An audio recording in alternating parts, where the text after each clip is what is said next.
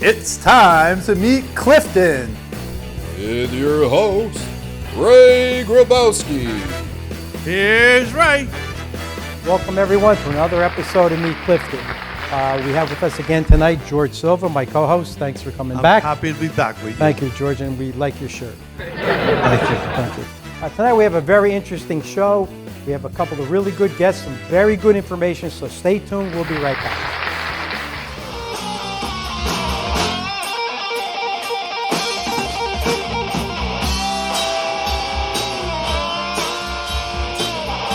Tonight's guests are Hazmat Control Board Representative Joseph Patti, City of Clifton Recreation Supervisor Debbie Oliver,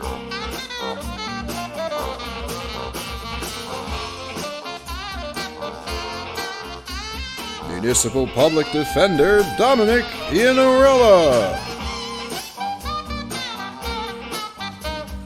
featuring the music of Swingman and the Misfit Nuts.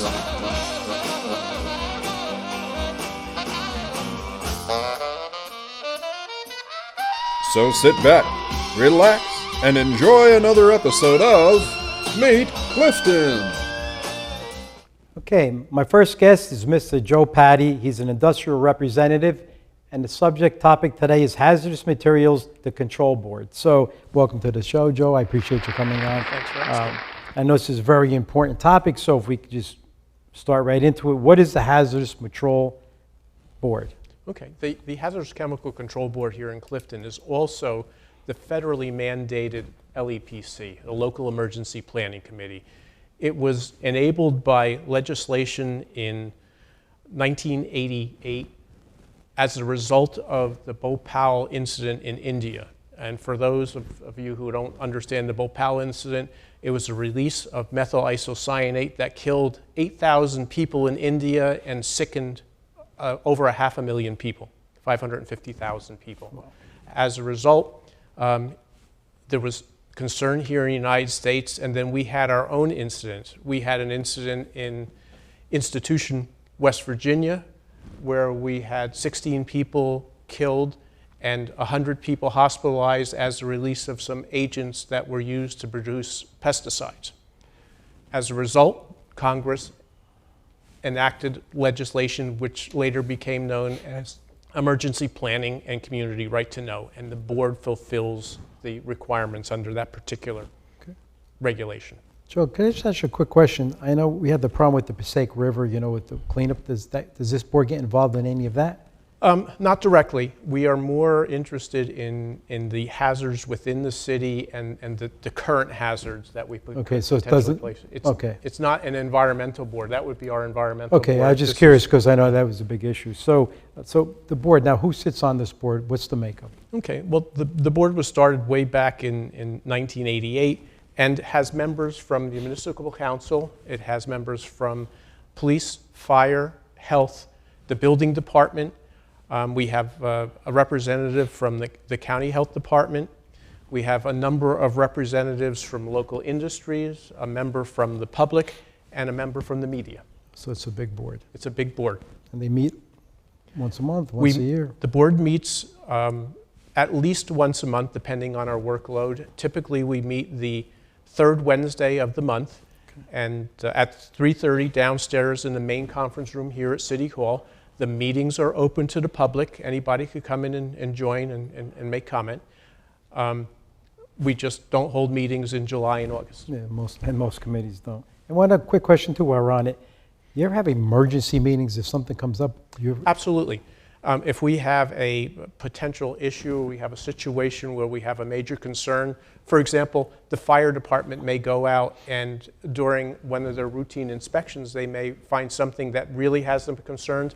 We will get together, we will go out, and we will basically do a joint inspection. I've gone with fire and health on multiple inspections at many, many different facilities during the years. Does your board have the ability to cite people fine-wise, or do someone on that board? Yes, the board and basically through the health department and, well, it could be the health department, it could be the fire department, it could be the building department, has the ability to cite people for violations.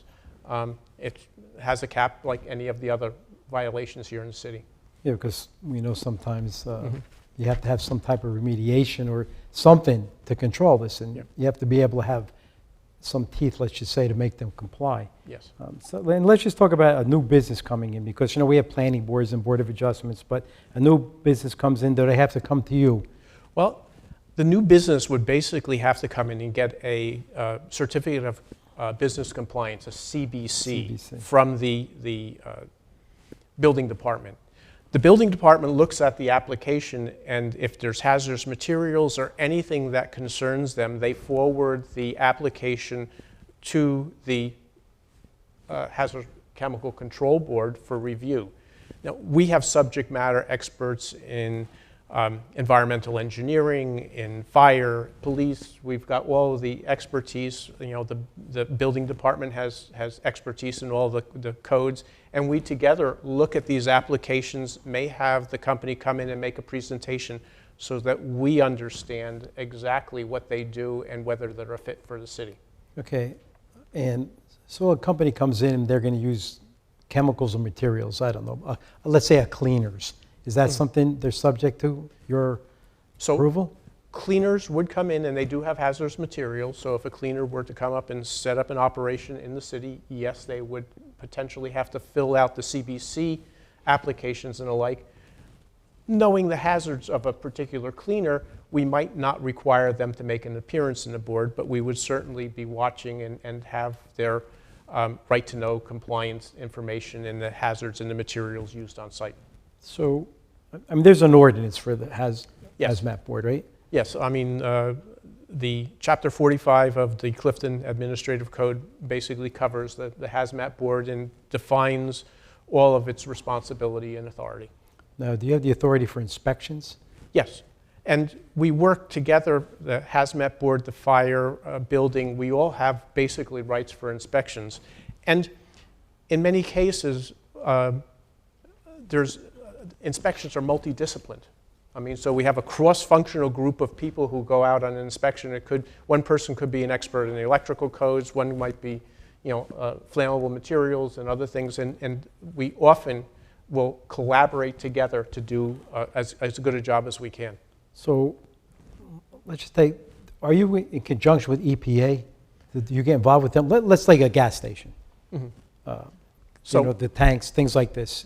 It's not, and again, from the construction standpoint, the building department, if you're going to replace the tanks in a particular service station, you're going to have to get the proper permits and codes and the like. So from that standpoint, unless there was something unusual associated with that occupancy, we wouldn't normally get involved. Okay.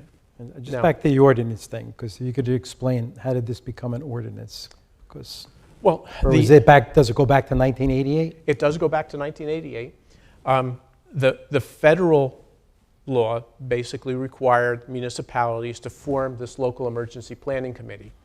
The federal law was passed in '86, and in '88, the city of Clifton fulfilled the requirements of the federal mandate. And the board is mandated by the federal government. The participation, the members are all outlined within the enabling legislation. So, okay, and I'm jumping around with some questions, but why do you think the hazmat board is important? Obviously you know why, but you could explain to the people. Well, the hazmat board is important because it brings together subject matter experts from fire, from health, from building, and together we have this myriad of regulations that are sometimes overlapping and they're parallel, and it's very difficult to understand all the different requirements that a business may have coming into the city. What we do is we try to help those businesses understand what they need to do, and we want to make sure that the city of Clifton, the businesses are all safe. So that's kind of our role. Right, and obviously you want to protect the residents. Absolutely. Because your board is actually protecting them from things that they can't see necessarily. Right. some type of... Which leads into another very important question. If a citizen of Clifton has a question about an industry or what's happening on a particular piece of property or the like, they can come to the Hazardous Material Control Board and ask the question, and based on some of the regulatory requirements for inventory submittals and the like, we may be able to give them an immediate answer. Or if there's something that we don't understand, we can basically go out and do an inspection and get back to that resident to help them understand what is happening in their part of the neighborhood. Okay, so a resident wants to find out more about the board. Probably the best place to go is to the city website. There's a page for the Hazardous Material Control Board. And after that, a call to the health department, and we can usually help them or direct them appropriately to get the information they need.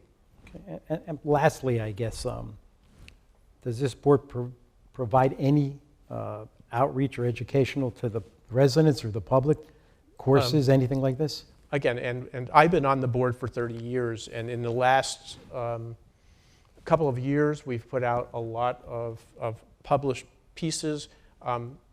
We spoke earlier about hazardous waste and some of the methods for handling it. Those are basically published through the health department, through Jen, and they go out to the public either through the website or mailings or word of mouth. So part of the goal and part of the requirement for the LEPC is to do public outreach. Earlier, we used to go to civic organizations. If there was a local neighborhood chapter, we would go there and we would talk about hazardous materials that you would find in your home. Don't mix these two together, or if you have this particular material and you need to get rid of it, this is how you go about it. So we offered some outreach. You'll start to see that again in the near future. Yeah, because I think the Board of Health is going to offer some courses and things like that. But I appreciate this information, Mr. Patti. Thank you for coming on. If people have any more questions, obviously contact the Health Department, and they will contact the Hazmat Department. But thank you very much. I appreciate it. Thank you for having me. Hello, Clifton and friends. Welcome to the updates. So glad to be here with you. I'm Sharon Corbanix, and we finally have spring. So a lot of good things are happening around town, especially with the Clifton Arts Center. If you don't know, it had been renovated and refitted, so any type of exhibit can now be on display. So kudos to Roxanne Camilleri for doing that. It was a long process, but now it's all completed. And with that, they are going to have a sculpture unveiling. There'll be 2 sculptures, and that will be on May 13th at 1:30. Again, it's at the Clifton Arts Center. It is 900 Clifton Avenue. It's by the Senior Barn up on the hill where they used to have the free water, the spring water. So it's right over there. And if you need any information on that, again, it is May 13th for the unveiling of a sculpture. It will then be on the sculpture grounds of Clifton City Hall. The phone number is 973-472-5499. And also coming up in regard to the Clifton Arts Center, it will be the entire Clifton City Garage Sale. And that will be in early June. So again, please ask either the Recreation Department. It's June 24th, and you do have to register for that about a week or so ahead of time. But it does profit the Clifton Arts Center, so they could have a few more different exhibits. Also, if you're interested in renting the Clifton Arts Center, you are able to do so when there isn't an active gallery showing. But please call them. You can rent it out for birthday parties or special events or corporate events. So that's also a nice venue to have as well. It's the historic building, but it is very interesting, and they do have lots of options for you. So please call them again for prices as well. And also keep an eye open for the different venues that we have in the different parks for the Clifton City concerts, especially in Maine Memorial Park and also in downtown Botany Village area by the Green. So they have lots of different people performing over there as well. And also for Earth Day, Dundee Park will be having their cleanup, and that is going to be this Friday, I believe, or this Saturday. So that would be May 6th. So please check the website. Perhaps if you'd like to do some help with the Dundee Park cleanup, they would definitely appreciate it. You're helping the earth, you're helping yourselves, you're keeping the neighborhood clean. So with that, I hope you find something to do. There's always lots of things to do around your neighborhood and other neighborhoods. And again, we appreciate your support and we love running into you. So thank you again for tuning in. Oh yeah! All right!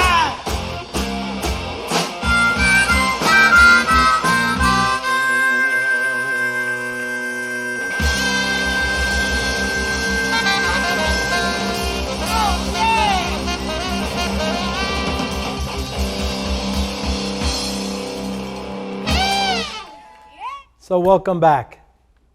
As many of you know or don't know, we have 210 acres of parkland in Clifton, New Jersey. We have 39 parks.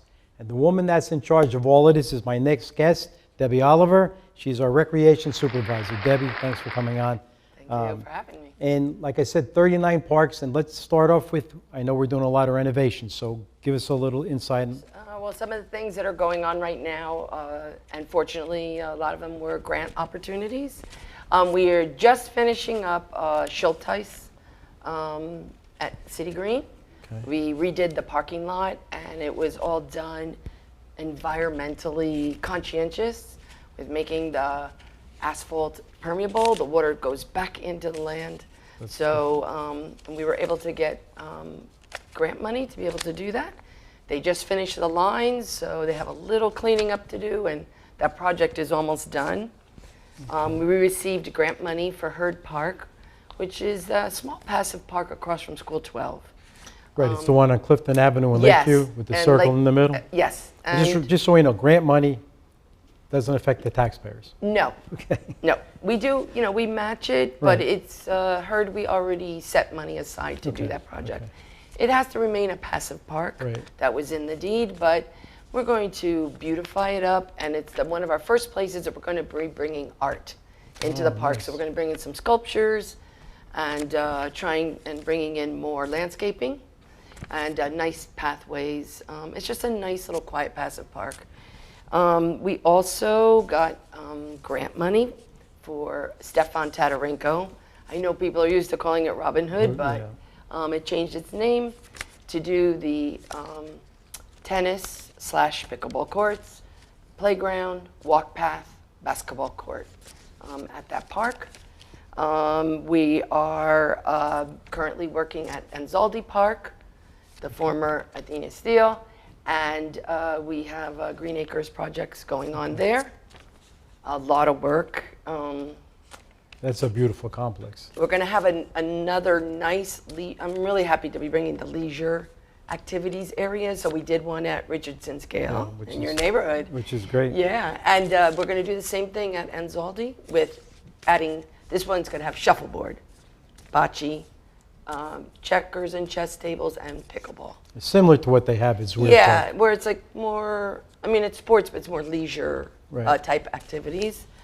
In addition to walk paths and new field house.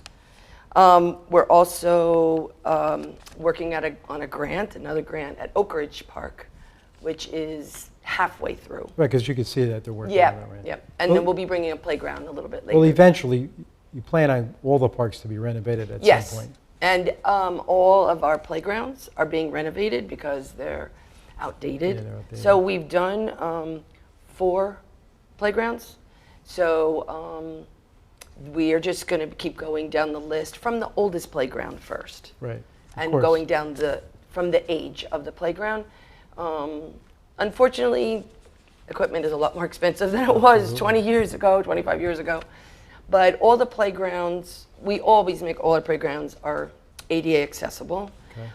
But we're going to use the poured in place, which you might have seen on some of the new playgrounds where it's not wood chip type thing, it's a surface that is also makes it more accessible for people in wheelchairs. Right, because they could roll over this. Yep. Yeah. The wood And- chips. Yeah, Yeah. they are accessible, but it's Yeah. not the same.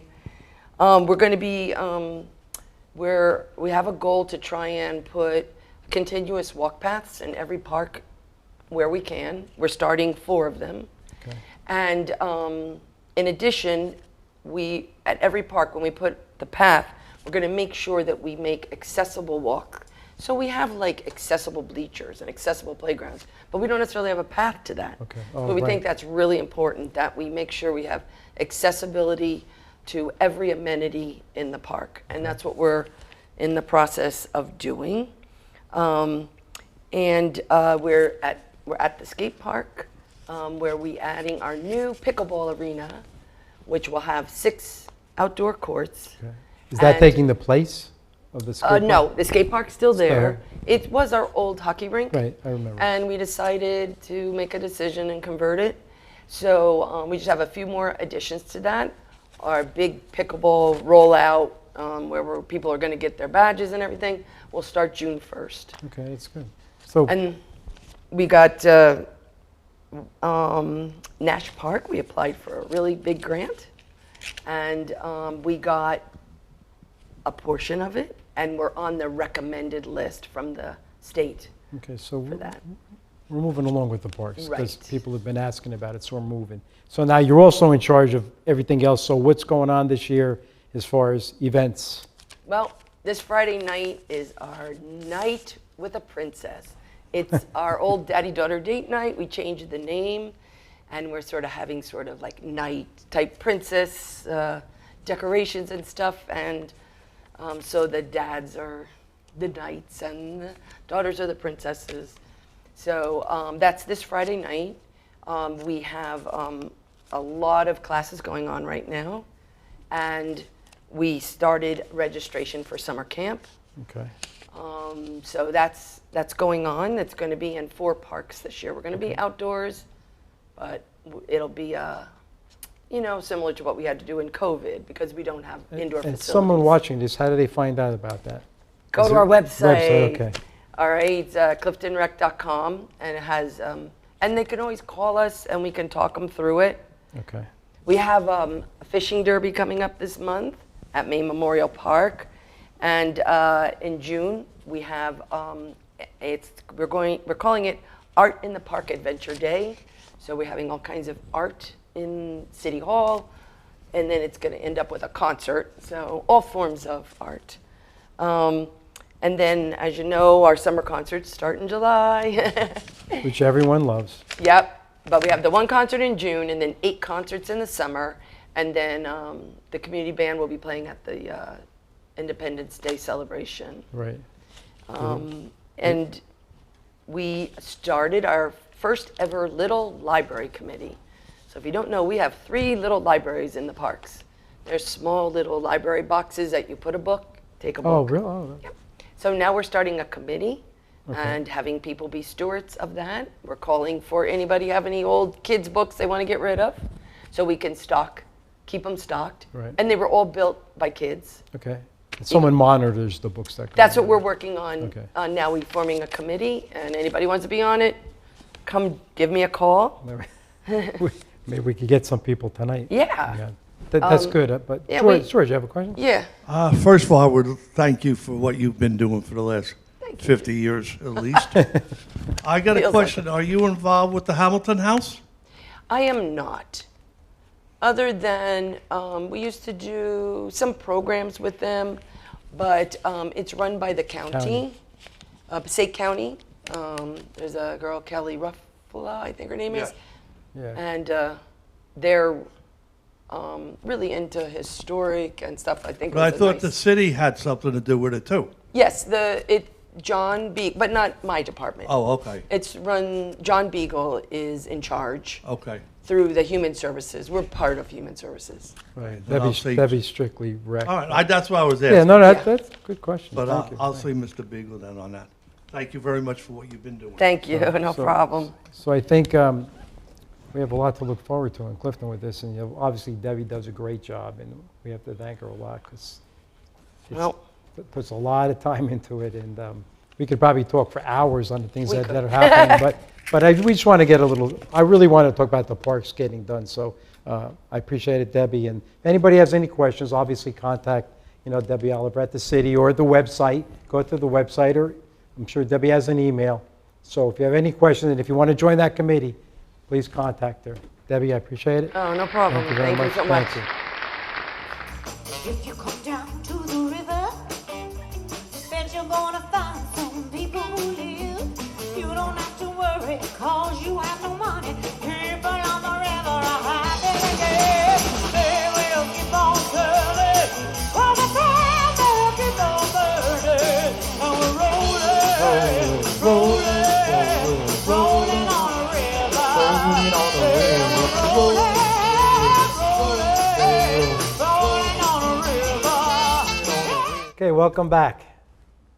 Tonight's guest is a very interesting guest. He is a public defender. With me tonight is Dominic Iannarella. Thank you, Dominic, for coming on. This is an interesting topic because I don't really know a lot about it. So just to start, what is a public defender? Sure. So public defender is appointed by municipalities for the purpose of representing indigent defendants in the court system. So each town typically has a municipal court, and by state statute, the courts are required to provide representation, legal representation for defendants who have cases that come before the court that can't afford a lawyer. Okay, and what kind of case? Any type of case? No, so not anything. So it wouldn't be something for like a parking ticket, for example, or Right. like a regular old, speeding ticket or something Right. like that. What happens is that it has to be something that triggers what's called a consequence of magnitude, and that would be where they're facing a license loss, they're facing jail time, or they're facing a high fine, typically about $1,000 or so. So criminal. Yes, it can be some traffic tickets, but mostly, predominantly, yes, criminal cases Criminal that come before the court. Yeah. Okay, so these are, if I understand, these are people that technically can't afford a lawyer. Correct. So who's eligible for this? Because Yes. where's the line of who can afford and who can't? So there's those two factors. There's the consequence of magnitude with the case, so what cases qualify, and then specifically with the people, they have to be what's considered indigent. They fill out a form called a 5A form, which is a state circulated form, and it goes based off of certain income guidelines, and it's based on household income. Right. So for example, someone who has a 4-person household and they're the sole provider, then there's factors that say, okay, you have this income level, so you qualify for the public defender. If you're a single person with one income, then it's a potentially a higher threshold because there aren't those family members. So does someone notify you that you get a ticket or you're going to court and you can't afford an attorney, or you're pretty sure you can't? So what's the next step? Sure. Yeah. So the way it works is, with any ticket, you have a first appearance. Right. So you appear in front of the judge, and the judge advises you your rights. Part of your rights are the right to counsel. Okay. So he says if you can't afford an attorney may be available to you.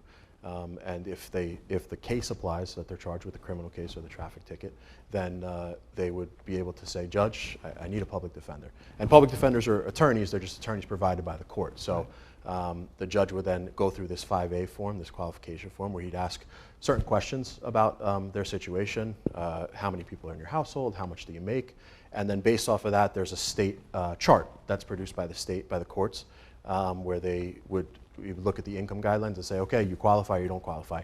The judge actually does have a little bit of discretion, so if it's close and the person's situation is one that would appear to call for it, they can still appoint the public defender. Okay, so now you're doing this, so you're not doing it for free. Sure. So how do you get paid? It's not from the city. What happens is the public defender positions in cities by state statute have to have a fund. Now, the judge can impose a fee for use of the public defender anywhere from $0 if they are very indigent, up to $200, or anywhere in between. It could be $100, $150. So let's say hypothetically they get charged the $200 fee. They would come to the court. They would pay that fee, and that would be put into a bank account essentially that the city is required to maintain for purpose of funding the public defender position. And assuming that there's enough fees collected, which there are a lot of cases in Clifton, typically the position can self-fund itself. If it isn't, then the city would have to cover the rest of the cost. But because of the fact that there are a lot of cases that get the public defender and people pay that fee, right, it typically will fund itself for the most part. Okay, and Are you the only public defender, or Yes, so I'm the how do full- you become the public defender? So you apply initially. So the way it used to be was there was a platoon of public defenders. There were about 5 of us, and we were all part-time in those roles. And what happened is with COVID, the way we approached the court system changed. So a few of those guys retired. One of them, unfortunately, prior to COVID, had passed away. So what we did was we changed the system to have one main public defender, who that's my position, and then there's a backup public defender, a conflict public defender, Right. for cases where there may be more than one defendant, so I can't represent everyone. Right. So we have, excuse me, we have this gentleman who helps out as well from time to time. So you get paid from this fund, Correct. basically. Correct. So in essence, you probably don't make a lot of money on some of these cases. Well, you know, it's a position that's appointed by the city, by council, by mayor and council, and it gets paid into this fund and paid through the city. So, you know, it's set as a yearly payment that I get. So, you know, it's funded obviously based on the requirements Right. that go into it. If there is a backup, though, if you're overwhelmed with cases, right? Is there a backup public defender? So he's you there. know, you may get a lot. I don't Yeah, know. no, he's there for conflict cases. I handle them all. I handle every case that I'm able to handle, meaning that it's not a conflict or there's not cross complaints. Right, of course. But aside from that, I'm doing all the cases. So there's times where, you know, we'll have 100 cases on a week, and I'm responsible for all of them, and it comes with the territory. But you know, I've been doing it now for the past 7 years or so. So Wow. since actually it's going on 8 years now, since 2015. I started when there were a platoon of guys. So I've had a lot of experience, and I've built up rapport with the prosecutor and with the judge and the court. So it is a lot that goes into it. It's a lot of work. It's a lot of hours, Sure. but there's a flow. You know, we understand each other at this point, so it's good. It's good camaraderie between everybody that's involved. Well, does this involve anything with bail? So yes and Bail no. reform, I'm not too sure how Exactly. this Yeah. works, Yeah. so- Yes and no. So bail reform, a lot of the people end up getting released on their own recognizance. What I end up dealing with bail, I'll give you an example today. Sure. We had 3 cases on with the Bergen County Jail. So sometimes if people don't show up and the judge has to issue a warrant, those cases will come back before the court where a person will be incarcerated, or they'll have a warrant amount set that they would have to post for bail, $1,500 with 10% or without 10%.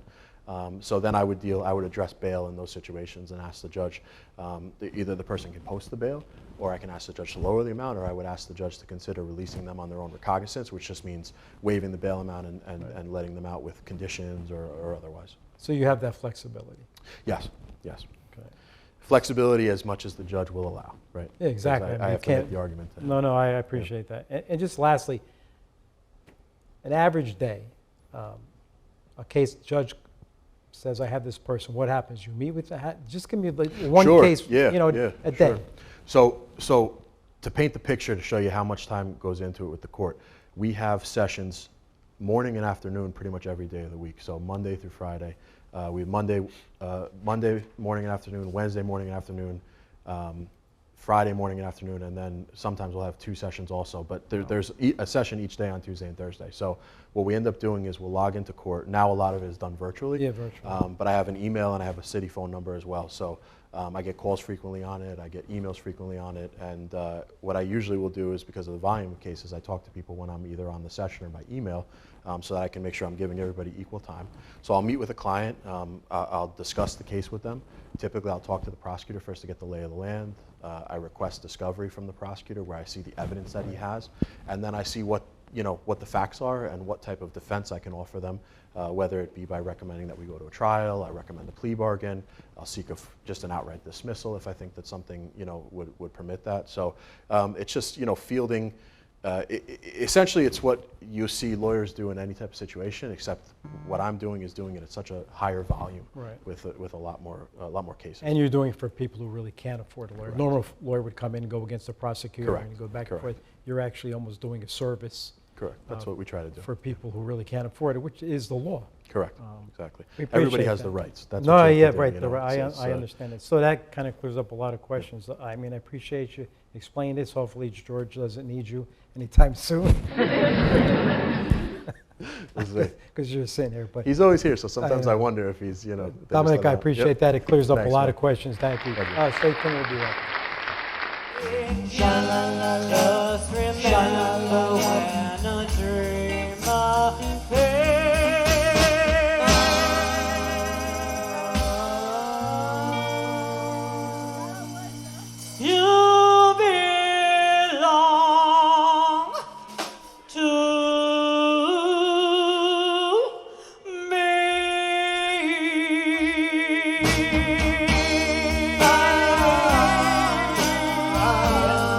Okay, that's our show for tonight. We'd like to thank everyone for tuning in. I'd like to thank George Silva as my co-host tonight. Thanks, George, for coming. We hope you learned a lot of good information, and we hope to see you again. But in the meantime, be good to your friends and family. Respect your neighbors. This is a great town. Keep Clifton close to your heart. Thank you. God bless, and good night. You forgot already.